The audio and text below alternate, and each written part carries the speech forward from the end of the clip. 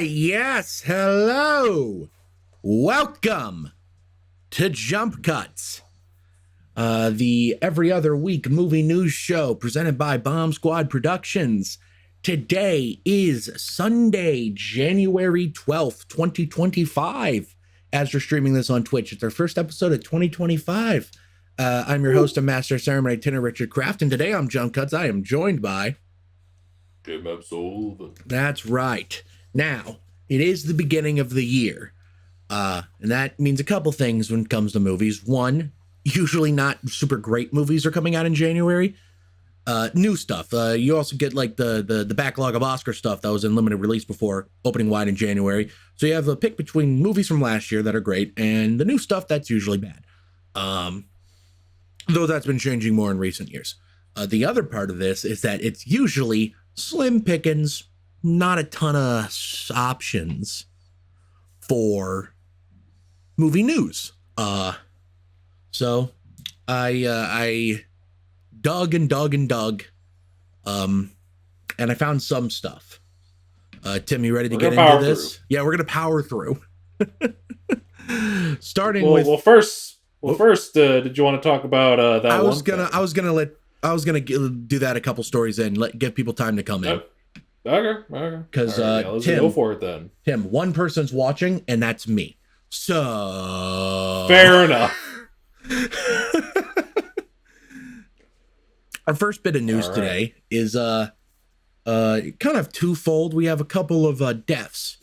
I should lead with just saying that Aubrey Plaza's husband passed away. I didn't put that in the story, Tim, but I do think it's worth mentioning. That was a pretty big thing that happened pretty recently. Thoughts are with him and Aubrey Plaza and her family, their whole family. Very upsetting situation. And the way TMZ reported on it was disgusting. But I saw a little bit about that. I didn't really look into it a whole lot, but yeah, that is sad. I've opted not to put that on there because I don't know much of his work. I imagine you don't either. I didn't think I could give him the proper send off here. But I do think it's worth mentioning, if only because the first two pieces of news I have on here are also sad, but maybe not as devastatingly so. Perry, the beloved donkey of Bull Park, dies at 30. Now you may be wondering, Tanner, why does some random donkey in Bull Park affect me? Well, it doesn't. But this is the donkey that inspired the Shrek character Donkey. And you look at a photo of him and you go, yep, that's Donkey. Mm-hmm. Yeah. Like, I'll be honest, when I read that, I'm like, I'd seen the news story a little bit on social media, but like me and Cody were talking about it this morning, and we were just kind of like, you know what? Don't know if 30 is old or young for donkeys. Have no idea what the life expectancy of a donkey is. Apparently, in like thriving conditions, the life expectancy is somewhere between 30 to 50 years. So I guess it more or less lived a full life.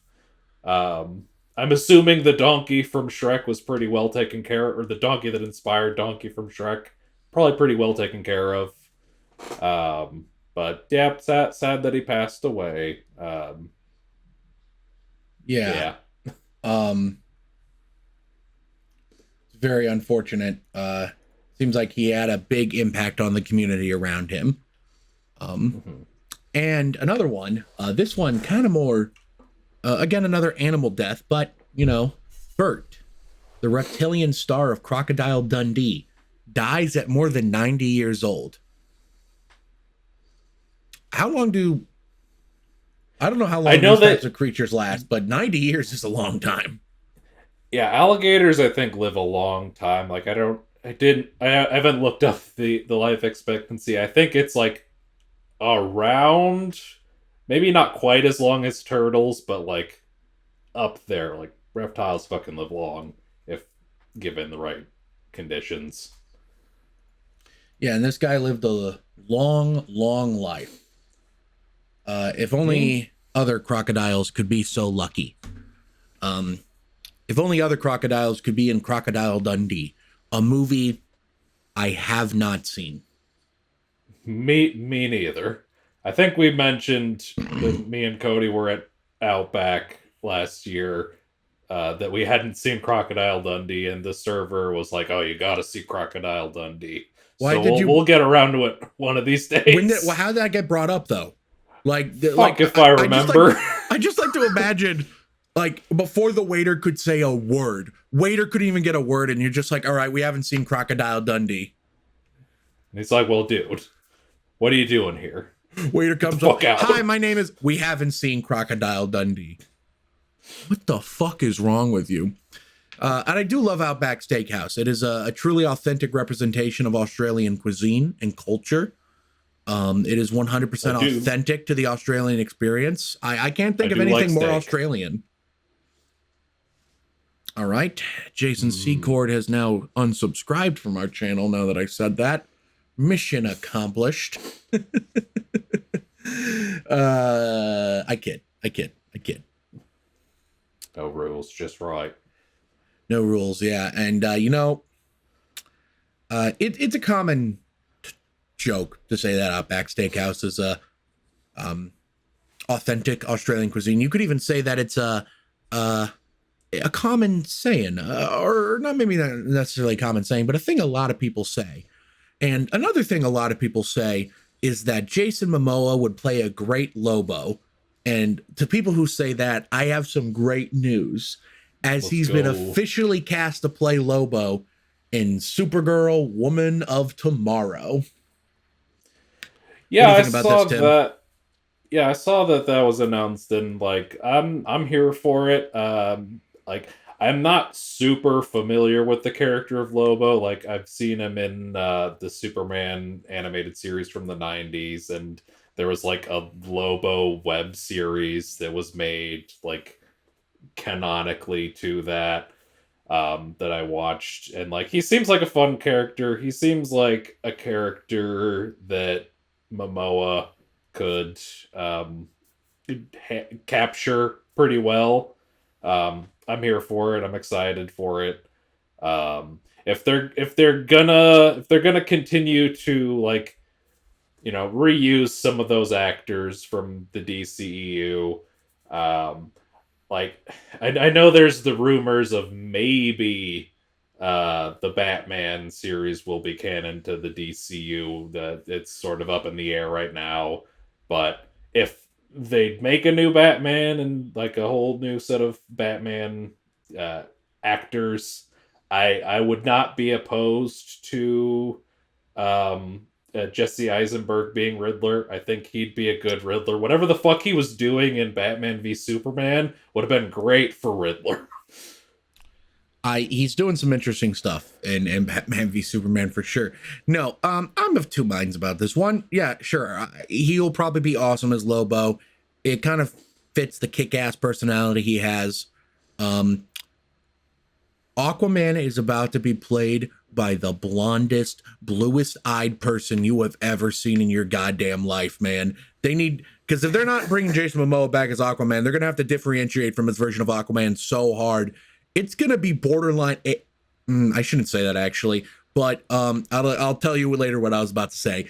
I think they could go an interesting route with it if they kind of made it close to the version of Aquaman that was in the Justice League cartoons. I like that version. I think that'd be cool if they cast somebody to kind of go that route with it. Or 60s Aquaman. Let's go. We need some super dickery. And that's what we need, some super dickery. I don't know. The other mind I am about this, though, is that I think, here's the thing.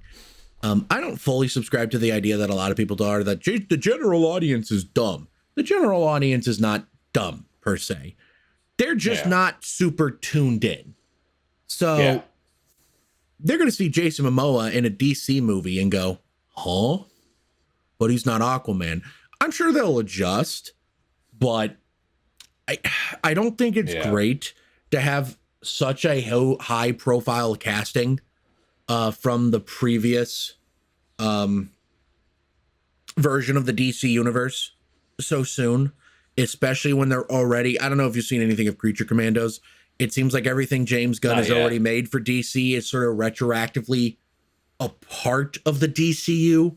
And I know that's going to confuse people. I'm on board with it. I get it. I don't know. I worry if it's not a clean break already. This makes it a more unclean break. And I just worry that people are going to associate it with a DC franchise they don't like. Yeah, maybe. We'll see. I could be overthinking it, of course. Yeah. I mean, that makes sense. Like, again, I haven't seen Creature Commandos yet. I guess what you're implying is it's bringing in some Suicide Squad stuff. I mean, right? they talk about events of Suicide Squad. The whole reason, this is pilot, this is in the trailer, so it's not a spoiler. The whole reason Walker puts together the Creature Commandos is because she says, well, after the last Suicide Squad mission, we're not allowed to use human prisoners anymore. Keyword being human. Like, it's a jumping off point for the show. Rick Flag Sr. is one of the characters in the show. They talk about how his son died in that country. Gotcha. It's not even like it's not even like subtle. It's very explicit. It almost feels like a sequel to a Suicide Squad in ways, which is like, again, fine. But people are gonna be like, wait, I thought this was a new DC universe. I don't understand. I think if they stick to landing on the first few movies, they can overcome that. Yeah. But it probably will confuse people. Yeah, that's fair. And you know, people can be fickle.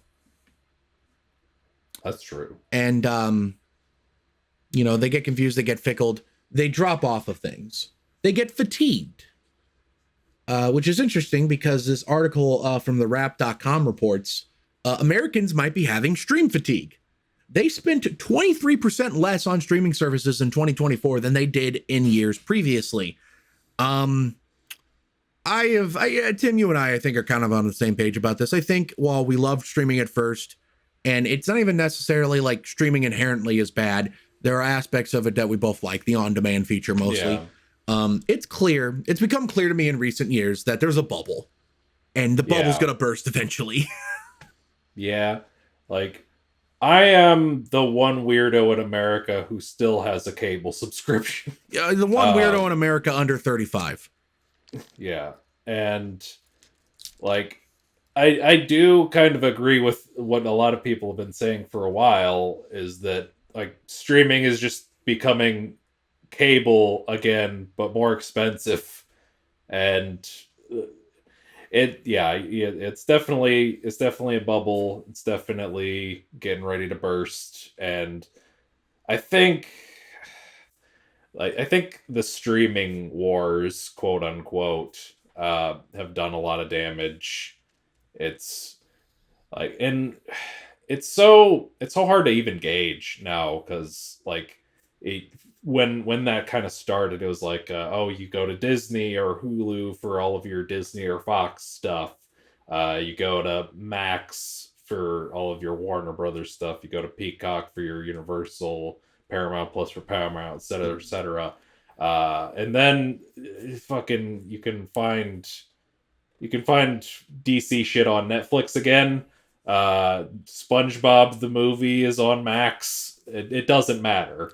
Nothing matters anymore. Yeah. The inherent appeal of every company having their own platform is greatly blunted when it's not consistently. You can find this company's work, I guess content, but I hate that word, but content on the platform they develop it on. Like it gets a little confusing. Again, I know what I'm doing. I mean, hell, I can pirate shit if I want to. You shouldn't do that. It's a crime. But I know how to find stuff. But I think it's really encapsulated by the news that came out this week that Disney agrees to acquire Fubo TV to merge with Hulu to stop the Venu lawsuit from happening. And it's like that fucking viral tweet from a couple of years ago that's like, dude, it's on Hebe. You got to get on Hebe. The heebie-jeebies. You got to get on. It's on fucking Judah, dude. You got to get on that doodad. On Blue Sky, Jason DeMarco shared that with the caption like, "One of these days we are going to get the FUBU network." I'm so excited for the FUBU network. One thing I have to say is a lot of people say it's becoming like cable. I think in terms of like how fragmented content is, like it was on cable, that's true. And it also becoming more expensive. That's true. I think, though, it's worth keeping in mind that it's still not as bad as cable because you don't have the all or nothing thing that cable kind of presents to you. I'm pretty sure to this day, it's a very annoying thing where if you want to buy cable, if you want to get like the sports channel, you have to get the movie channel or whatever. If you want the sports channel, you have to get the Food Network. Why? Yeah. I just want to watch my baseball games. Why are you making me purchase something to the Food channel? I don't care about that.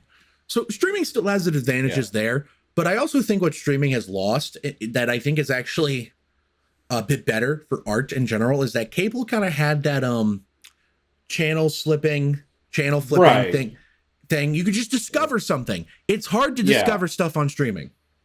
Yeah, like we have stuff like Pluto TV, and I think Plex has that kind of feature. And I love using Pluto TV, I'll be honest, because it's so easy to just like get on there and put something on.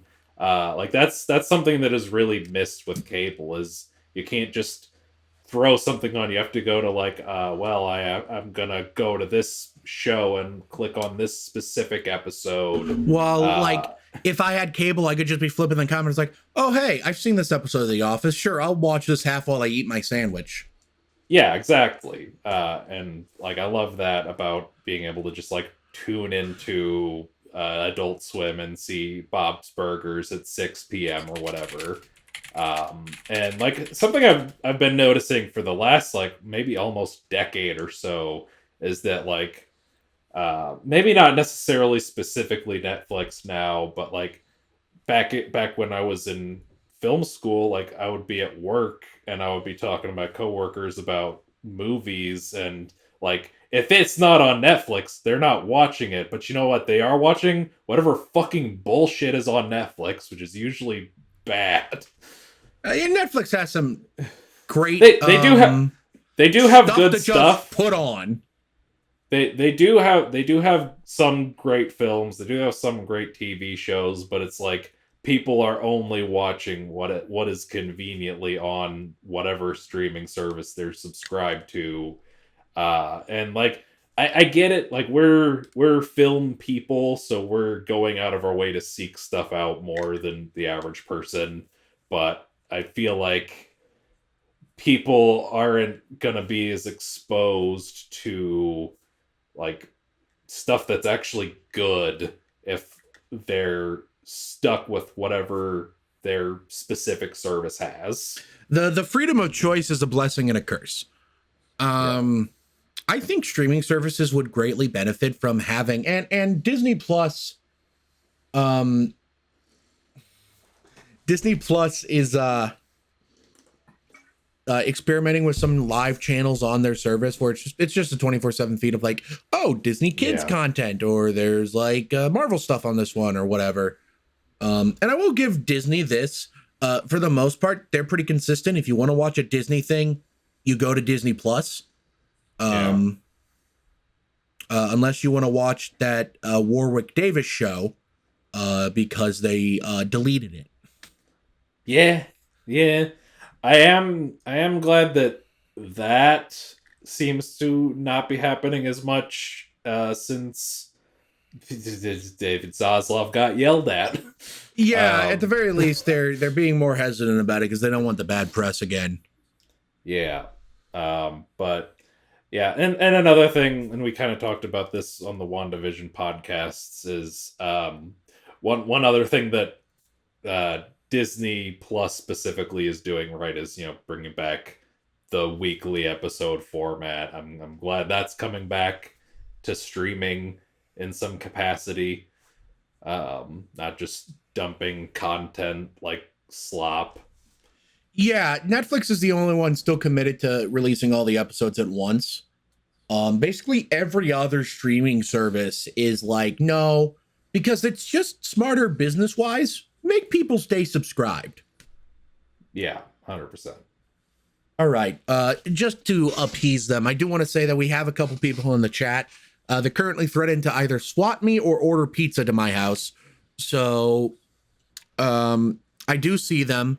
The reason I haven't been reading their messages is they haven't said anything interesting.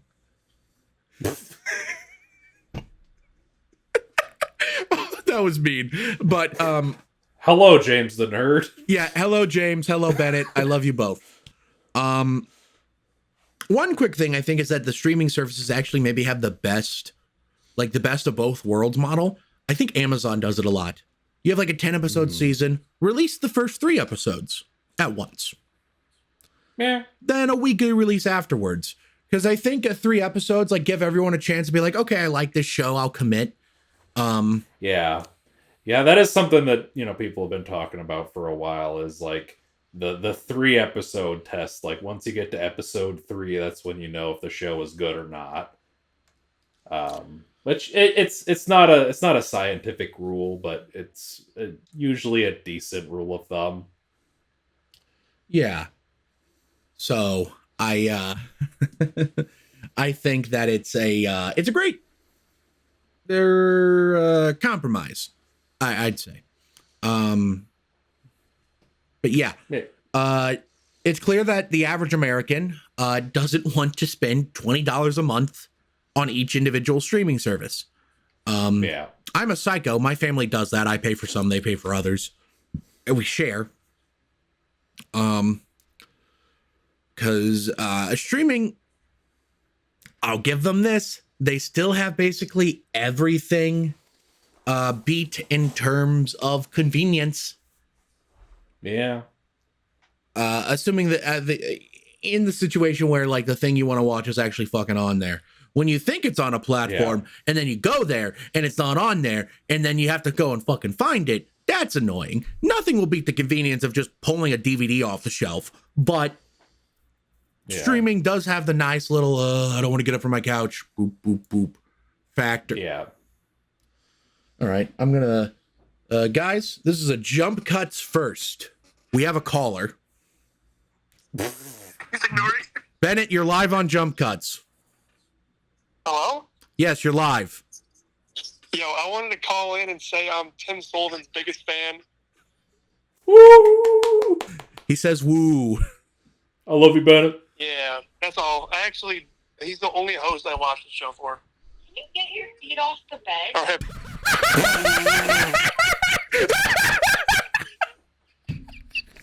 That's going in the end of your highlight reel. Let's go. I'm glad you laughed at that because that meant you heard it. Yeah. That was good. That's good content. Oh, man. Yeah. Well, on that note, I think we've kind of exhausted the conversation about streaming in a way I didn't think we would. Yeah. So, guys, we're actually going to take a brief break from the movie news to let you guys know something. In the coming weeks, in the next week or two, I am embarking on a first in my filmmaking career. That's right. I'm begging for money. Let's go. We are going to be launching a crowdfunding campaign on Indiegogo for my next short film, Breakfast. It's a dark comedy, horror comedy type thing. We have a big crew. We have a lot of props. I need money to pay for that shit. So, in the coming weeks, you will be seeing a crowdfunding campaign. We haven't finalized the reward tiers yet, but I do just want to start publicizing that. Keep your eyes open for that.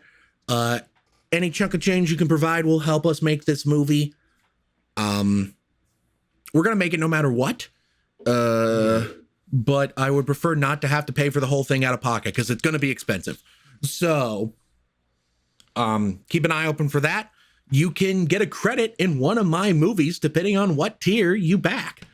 You can get a special thanks credit all the way up executive producer credit. We were talking in the above the line chat about some of the other potential reward tiers we could do.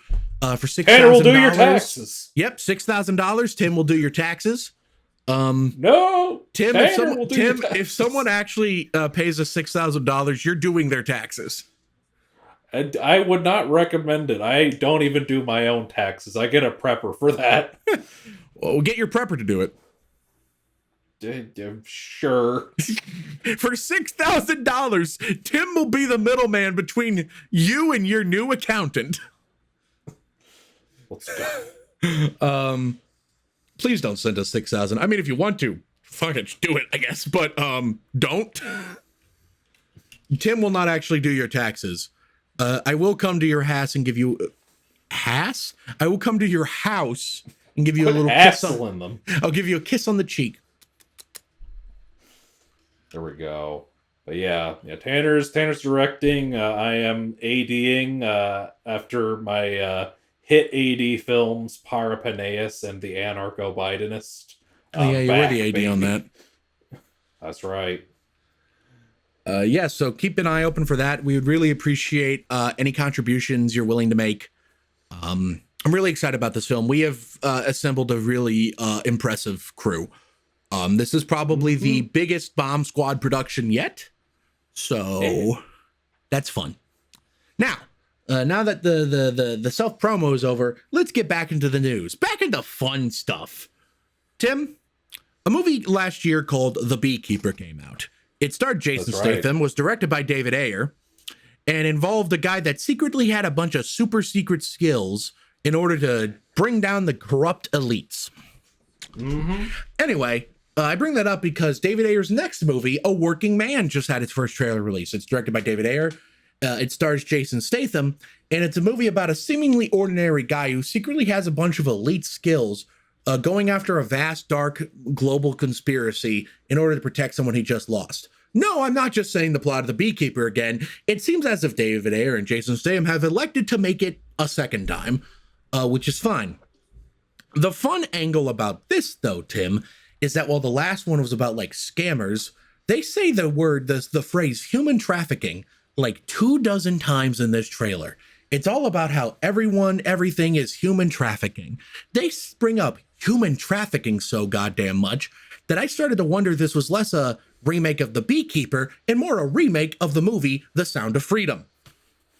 Oof. It looks fun. It looks fun. So I did see The Beekeeper last year. It's low on my list of movies from the year, but damn if we didn't have a fun time watching it. Like, Jason Statham is an actor who is interesting because he's not a particularly good actor, and the movies he's in are not particularly good, but damn if they're not fun to watch. Beekeeper was a hell of a fun time. Me and my fiance named our cat Megalodon because Meg 2 the Trench happened to be coming out around the time we got her. He's a fun actor. He makes for a hell of a fun action movie. Jason Statham could do There Will Be Blood, but Daniel Day-Lewis couldn't do Crank High Voltage. I'm sorry. Yeah, that sure is a statement. I stand by it. That will be the campaign I run for president on. That'll be my motto. When I am elected president, everyone in America will be forced to watch a Jason Statham movie every week. There Will Be Blood 2, High Voltage. Yep.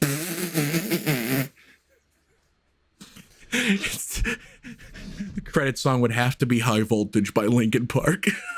There we fucking go. High voltage. It's the incredible sound of high voltage. This trailer looks like a lot of fun. It really does. It looks like it's going to be a total blast, and that it's going to be a really 100%. Enjoyable movie. And that I made the mistake. I still haven't seen The Beekeeper. I wish I saw it in theaters. I'm not going to miss this one. Yeah, I do think it is a movie that is more fun with the crowd. Maybe we'll do it as a commentary track. That could be fun. We're doing that after this this show, actually, Tim. Surprise. Let's go. Are you ready? Aye, aye, Captain. I can't hear you. Ooh. Who lives in a pineapple under the sea? Army Hammer. Who ruined Disco Rare and flushed it down the drain? Army Hammer. That was perhaps my most incredible segue yet. That was a 10 out of 10 segue. Perfect, no notes. Army Hammer is back, unfortunately. The alleged rapist. And I say that because a lot of people make a lot of jokes about the cannibalism text he sent, which, while yes, disturbing, aren't the actual problem. Those are just words. Weird, gross, sure. Ultimately, not a problem. Army Hammer was alleged of rape. I just want to emphasize that. There's a reason he's not acting anymore. Except, he is acting. Matter of fact, he has been set in the lead role for everyone's favorite director, Uwe Boll's next movie. Uwe Boll is a terrible filmmaker. And I hope the news that he's casting Army Hammer is maybe will... there is maybe some potentially valid reading of Uwe Boll as a vulgar auteur. His films, for better or for worse, they're not boring. They are distinct. They have authorial vision. There is a stamp on them. It's just a stamp Correct. of shit. I forgot to mention the best part of this. Army Hammer is coming. Whoa. Army Hammer is returning in Uwe Boll's next film, which is called I Shit You Not. It's a vigilante thriller called The Dark Knight.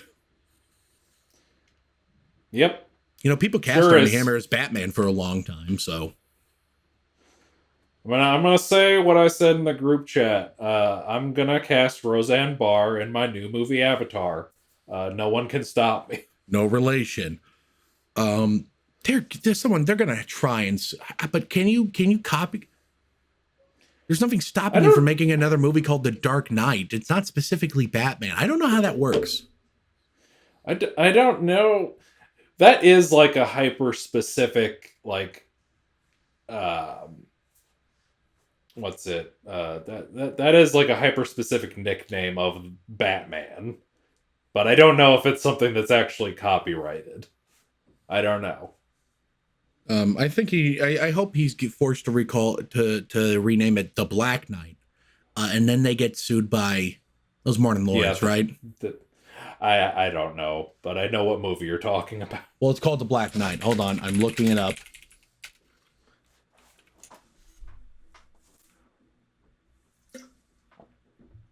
It is, in fact, Martin Lawrence. Bad Boys Ride or Die was a good movie. Yeah. This is going to suck because Uwe Boll doesn't know how to make good movies. The most interesting thing Uwe Boll has ever done in his career is literally fight his critics in a boxing match. Remember that? King shit right there. Well, I don't pay attention. I know I've seen Uwe Boll movies. He makes the shitty video game movies. He made a Far Cry movie, I think. Hold on, let me look this up. Didn't he make the did he make one of the Mortal Kombat movies? No, but he made Blood Rain. Blood Rain. I was trying to think of which one that was. Yeah, Blood Rain. That was Paul W.S. Anderson that did Mortal Kombat. He made an Alone in the Dark movie. He made a House of the Dead movie. He made a Far Cry movie. In 2008, by the way, I don't even think Far Cry 2 was out yet when he made a Far Cry movie. He hopped on that shit. When was Far Cry 2? Maybe I haven't seen a Uwe Boll movie. Like, I'm aware of them. I think I've seen a few Paul W.S. Andersons, but... He made his own Rampage movie. He made Blubberella. Blubberella. That's Fuck. Yep. He made, it's Blubber! He made 3 Rampage movies. However, most importantly, he made a Postal movie, which is kind of impressive because Postal, have you heard of that game? I think I've heard of the title. I don't know how the fuck you're supposed to make a movie out of Postal. Postal is like basically how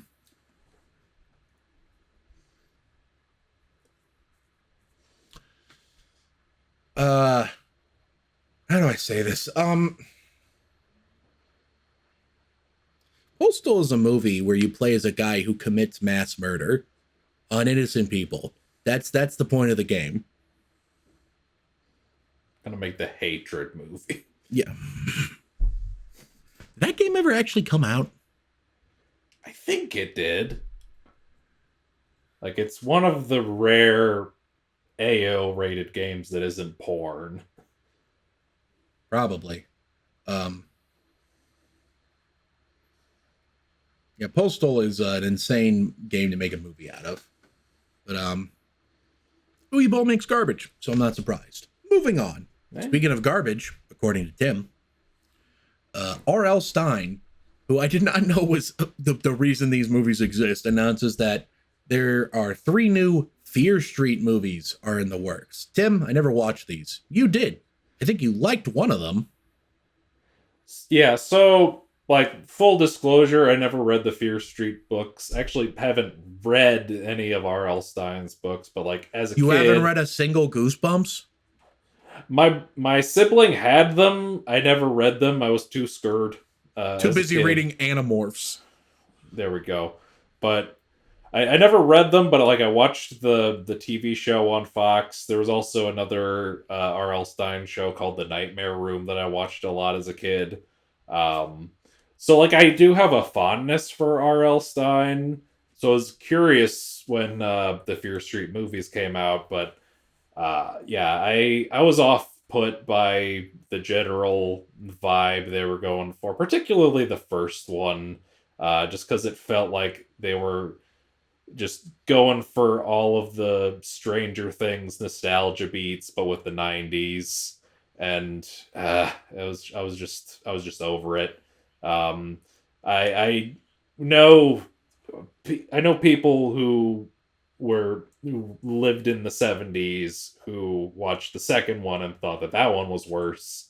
I guess it's sort of a like a thing of when you were born and when you grew up, depends on how you take these movies in. Yeah, I was not a fan of the first one. I think I liked the second one slightly more, and I was pretty okay with the third one because it was like set in like Salem times.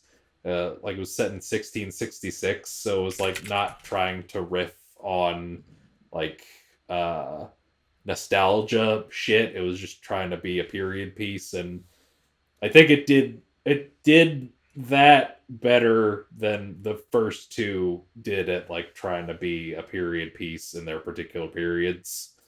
So yeah, I wasn't a huge fan of the trilogies, but I can see the appeal. So I hope people enjoy the new ones. Maybe I'll watch them. I don't know. We'll see. Yeah, I think you really tapped on something there, especially when you're like, I lived through the 90s. That's not the 90s. Or that's a weird attempt to capture nostalgia. Netflix released a movie this year last year, I guess, called Time Cut.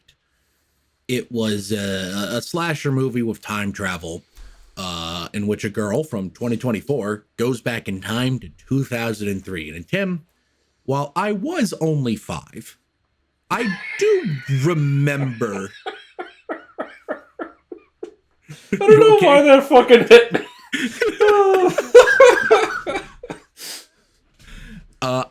I do remember 2003. I remember the mid-2000s. The mid-2000s didn't look like that. It didn't act like that. That's not what it was like. Yeah, I mean, I didn't watch that movie, but that seems to be a common thing. And like we kind of even talked about this on the Office Space podcast, where like if they made that movie now as a period piece, it would just be showing every popular or like popular now thing from the 90s.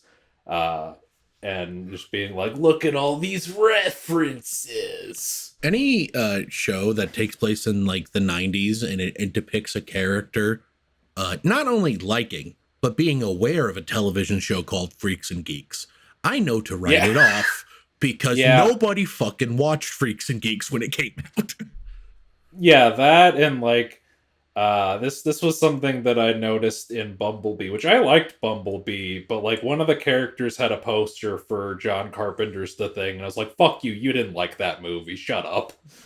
It's very funny, like because like obviously we have every right to reclaim things from the past, but like when you do period pieces, you got to be accurate. It's so funny. Yeah, like the things we hate now, the things we like now. Because here's the thing: the mid 2000s, that mid 2000s movie, the soundtrack was full of 2003 movie was full of like all the good pop music that people liked then. And I'm just sitting there thinking, I'm sorry, I have yet to see a single new metal kid in this movie. This is fucking inaccurate, especially since it kind of takes place in Bumblefuck Midwest.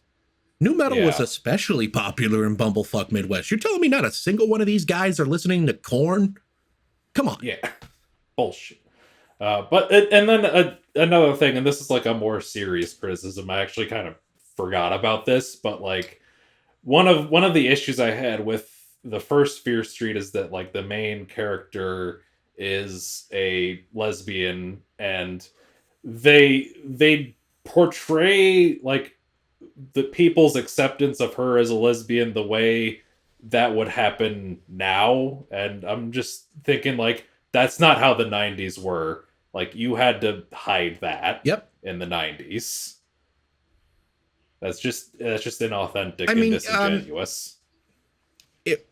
I think it's I agree. I do also think it's a little more nuanced. 90s was probably the first, like, yes, it was not accepted, and she did lose her show over this, but it was the 90s when Ellen and her big sitcom openly came out as lesbian. The tides were starting to turn, and I don't know where that movie takes place, but if it took place in a big city, I could actually kind of buy more people being accepting of it. If it took place in not a big city, fuck off. Yeah, I don't know. It just felt disingenuous to me, but I don't know. I mean, was it a significant plot point? Kind of. I mean, like she had like a girlfriend or something. That there was like some relationship turmoil going on there. I don't remember. I watched it when it came out. That was years ago. Updating my relationship status on Facebook to say I have a girlfriend or something. There's some sort of relationship turmoil. I don't know. That's gonna be my new status on Facebook. Your new Bumble bio. Sorry, I'm banned from Bumble. Remember? Damn, not here. Damn, not here. This was mostly for you. You've seen the Fear Street movies. I haven't. I hear the Goosebumps show on Disney Plus right now is kind of good. Yeah, I haven't seen the new one. I did see like a 90-second trailer for the episode that did Stay Out of the Basement, which starred David fucking Schwimmer, which was very funny to me. It was like a deeply like trying to be serious trailer starring David Schwimmer in Stay Out of the Basement. It was just like, what was happening? Am I having a stroke? Was it David Schwimmer, or was it that guy that Rain thought was David Schwimmer? It was David Schwimmer this time, I swear! Yeah, I saw a lot of advertising for it when I was in New York. Like every bus shelter, every other billboard I saw was Goosebumps coming soon. And it was like, I couldn't help but stand there and be like, why the fuck are you releasing your new season for Goosebumps starting in January? Your time was a couple months ago. Yeah. Well, whatever, I guess. I don't know. R.L. Stine is a decent enough writer. I like that first Goosebumps movie. Never saw the second one. I'm sure the Fear Street movies are good. Yeah, I never watched the Goosebumps movies. They seem fun. I like the first one. And you know, with Disney Plus and that Goosebumps show, Disney Plus is kind of like on a hot streak right now for me. I really liked Agatha all along, and I'm really liking Skeleton Crew. And a big part of Skeleton Crew for me has been Jude Law's performance. And it's funny we bring up Jude Law because Jude Law has just been announced that he's going to be playing Vladimir Putin in a new movie. And the only reason I put this in our news show notes, Tim, is because this is the funniest fucking title I've ever seen in my life. The Wizard of the Kremlin. Yeah. Yeah. 3 tickets for The Wizard of the Kremlin, please. Yeah. There we go. We're off to see the wizard, the wonderful Wizard of the Kremlin. Yeah. Yeah. But I mean, hey, you said it in Conclave. Jude Law's got the hairline for it. Let's go. Yeah, Jude Law's hairline. What's up with it? Comment below and let me know. Putin's actually a pretty interesting character. Before he was basically president for life in Russia, he worked for the KGB, which was the Soviet Union's like CIA, FBI equivalent, mostly CIA. So he's kind of like the Russian George H.W. Bush in that way. Oh. George H.W. Bush was a CIA director before he was vice president, then president. So let me ask, is this was the Wizard of the Kremlin movie, is this in the same cinematic universe as The Apprentice? Are we going to get the crossover with Jude Law and Sebastian Stan?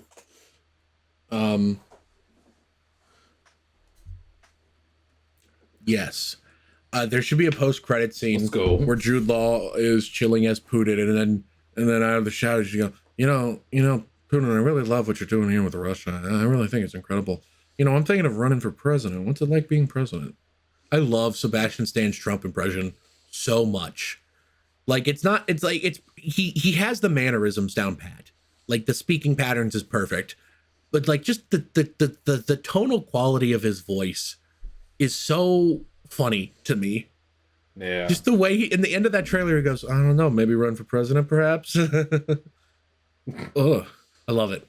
Great movie. I fucking loved The Apprentice. It's a shame that because it is an unfortunately slightly nuanced take of a deeply evil man that is unambiguous in depicting the man as evil, which means that everyone that loves Trump would avoid it at all costs, and everyone that hates Trump is sick of fucking hearing about him, so they didn't see the movie. That's my camp. That's where I'm at. Please, it's really good. I swear it's worth watching. Please.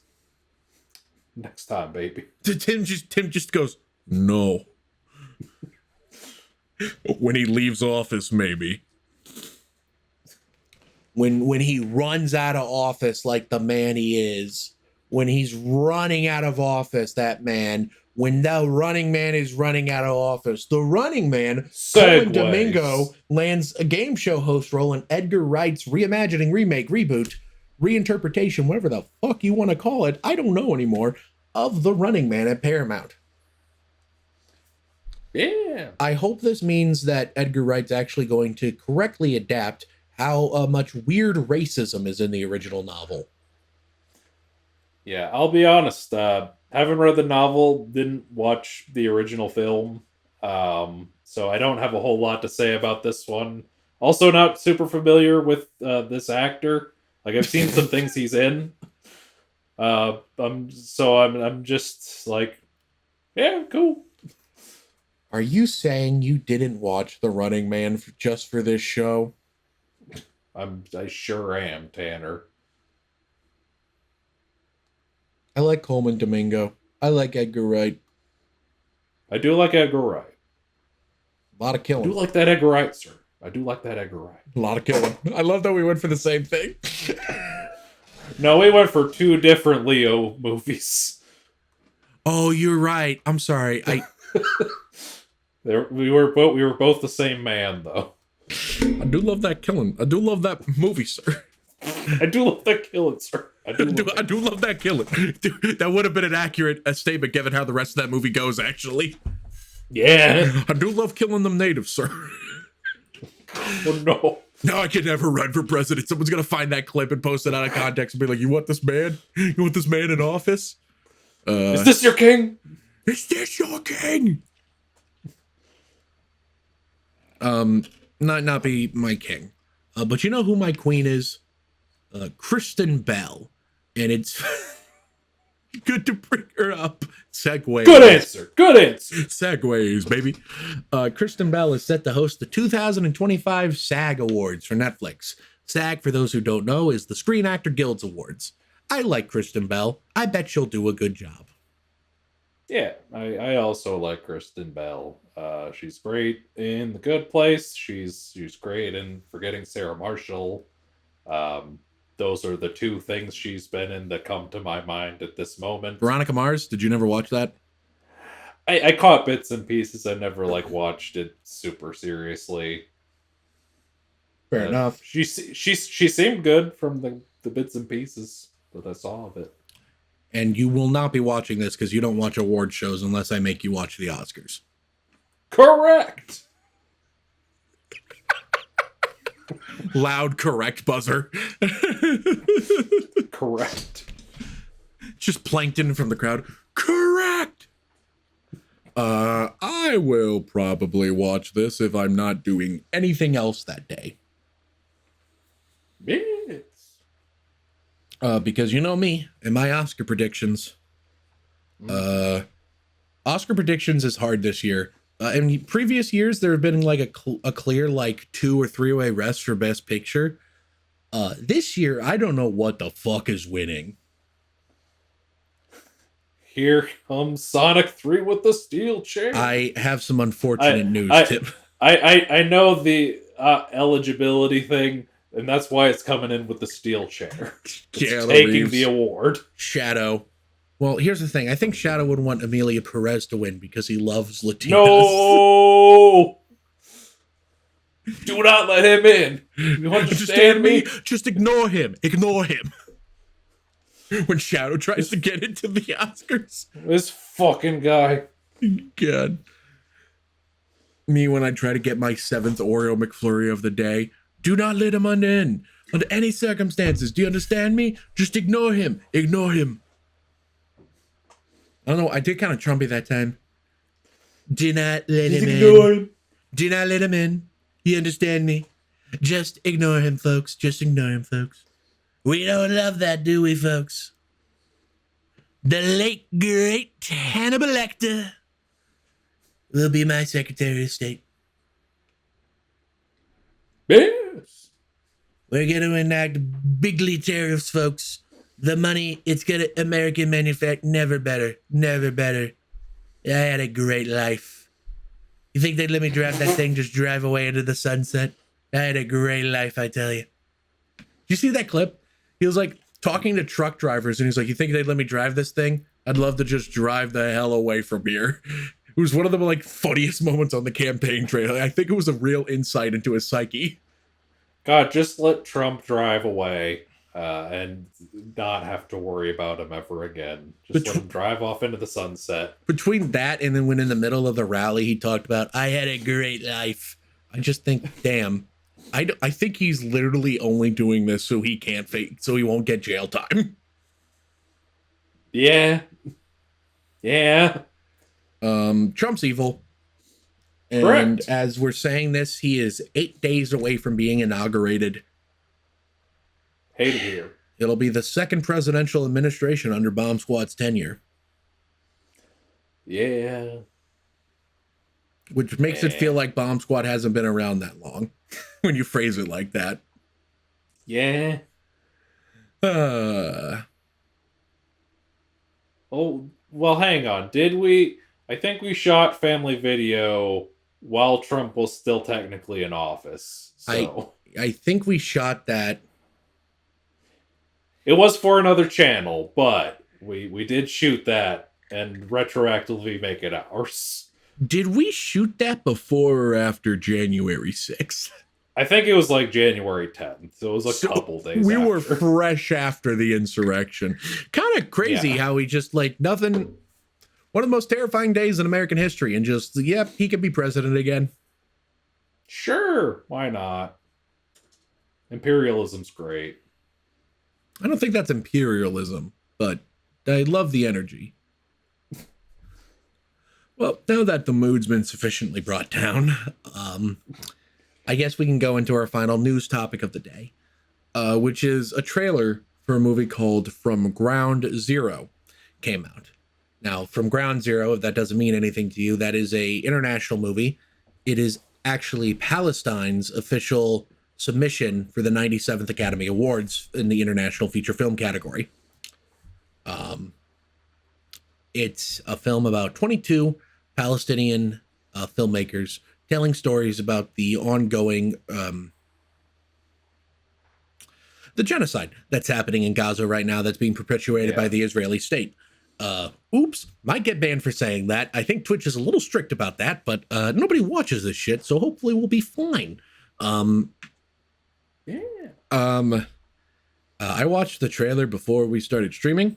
Tim can attest to this. I started crying, and Tim had to talk me into putting it back on the show notes, because I was talking about deleting it because I was like, I don't think it's right to talk about this on the somewhat silly news show. But, you know, we've toned ourselves down for this. I'm mainly bringing it up because despite the fact that it's getting rave reviews, despite the fact that it may very well be nominated for an Academy Award, this film still does not have distribution in the United States. There has not been a single distributor with a single fucking spinal bone willing to give this any type of release in the US, whether it be theatrical, streaming, anything. No distributor has been willing to go out and do it. Which is a shame because this is apparently incredible. Yeah, I mean, I hadn't really looked into the movie beyond seeing that trailer earlier today, and I definitely hope it gets some kind of distribution here. I think it's absolutely worth seeing. I think seeing it could definitely change some hearts and minds of some people who maybe don't fully understand what's going on over there. And I think it absolutely should get distribution here, but you know, it's a situation that's tricky, and I hope somebody fucking picks it up and does it justice because it deserves to be seen. It has a 97% on Rotten Tomatoes, an 83 out of 100 on Metacritic. All of those things represent like universal acclaim. And it doesn't have distribution. I just don't think that's acceptable, and it's clearly a political thing. And I understand to an extent. I understand it from a business perspective. While I do believe there is more pro-Palestine sentiment in the United States than perhaps any other time in history, I also understand that a Palestinian film will be a tough sell to most audiences.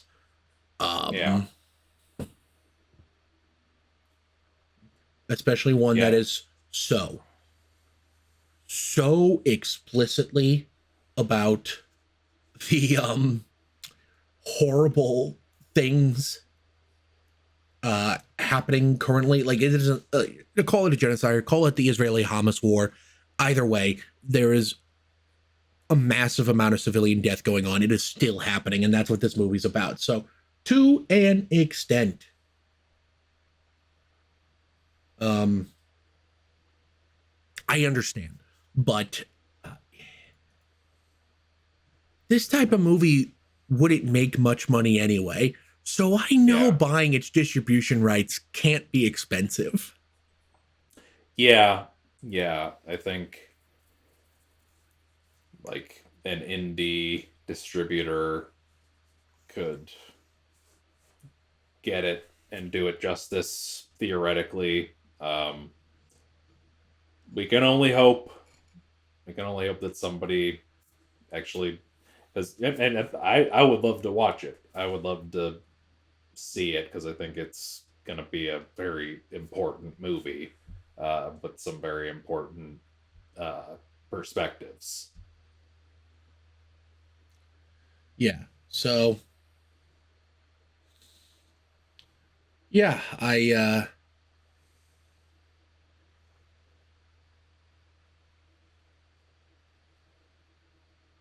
yeah, I just,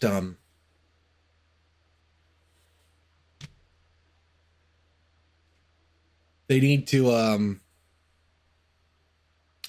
it deserves distribution, and it's a shame it doesn't have it yet. Okay.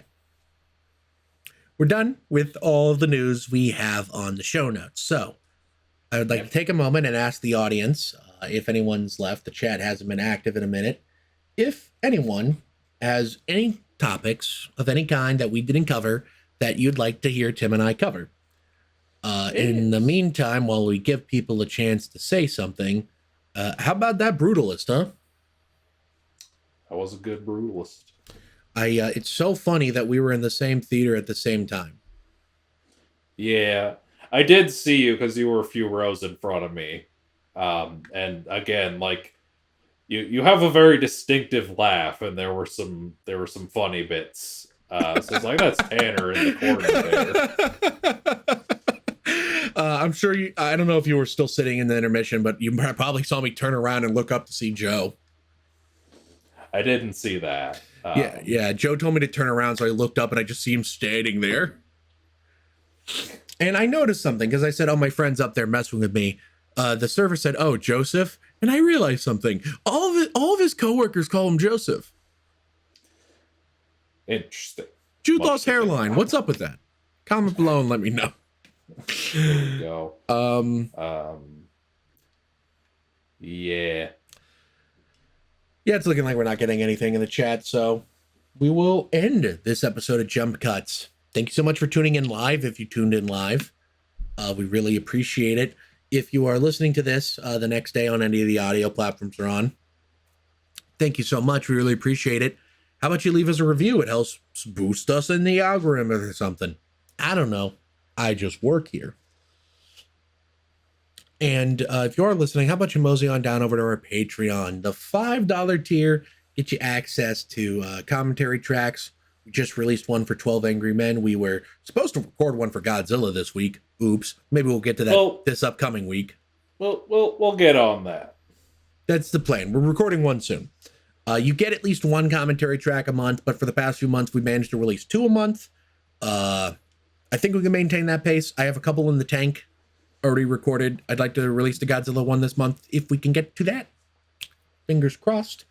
But yeah, the $5 tier gets you access to that, and the $10 tier gets you access to a little shout out at the end of episodes. So our only $10 patron, my mom, Tanya Craft. Thank you so much for contributing. We really appreciate it. Thank you. And if you were watching this on YouTube, thank you oh so very much for watching. We really appreciate it. How about you mosey on down to the comment section below and let me know, are you excited to see a working man? Are you sad that the reptilian star Crocodile Dundee died? What do you think about Jason Momoa playing Lobo? What are your thoughts on the streaming?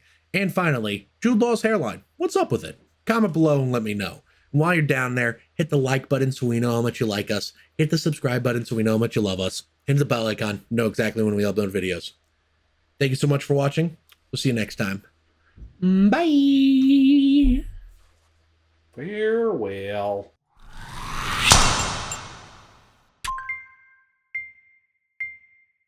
I just slid my ticket across the table and I said, "Sorry guys, I gotta see about a girl."